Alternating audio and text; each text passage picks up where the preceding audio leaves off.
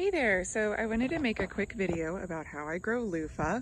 My loofah has taken over my very messy garden area. It is August in South Carolina right now, so they have just completely exploded recently.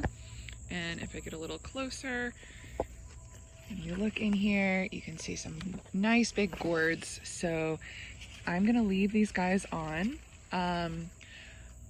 until they turn brown. And that's probably gonna be, as I recall, in like September or so, that they're gonna turn brown in there.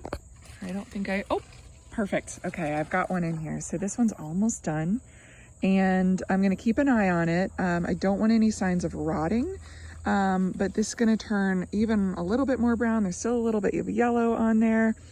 And then maybe in another week or so, especially if it starts getting nice and dry. It's getting kind of crackly right here. That's perfect. So I'll cut it off and then I'm gonna stack all my brown loofahs and let them completely dry out. And then once they're completely dry, you're gonna husk, and there are other videos that show you husking. And then once you take it all off, you are going to have this funky, spongy thing that you'll hopefully recognize as a loofah. This is a small and skinny one. There are a lot of ones that I have on here this year. It looks like I'm gonna have a lot of really, really big ones, which is awesome. So then you just have to shake out the seeds. You're gonna have hundreds of seeds inside of here, and you can pass them on to a friend. I always have way, way more than I can give away. So you will have a plethora of seeds.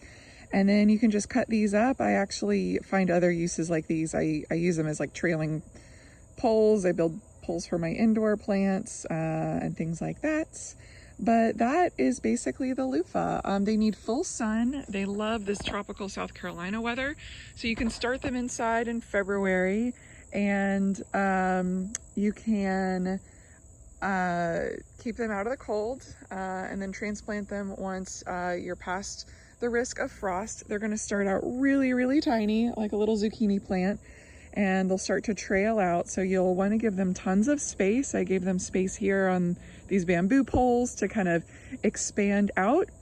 Something that I learned about loofah recently is all of these ants you see on my loofah, they're actually beneficial. So they are harvesting, they love like this sticky sap that the loofah flowers put out in the daytime. Earlier in the day, these flowers are huge and they open up wide, and then they close back up. So if your flowers do all different things, don't worry about that.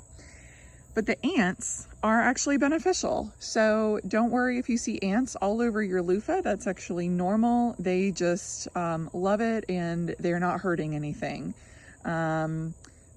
These aren't like leaf cutter ants or anything like that. The ants are just attracted, and they'll actually keep other bugs away from your loofah. So I hope that helps, and feel free to comment if you have any questions. This was just a basic tutorial. There are tons of other videos on loofah, but this is mine. Bye.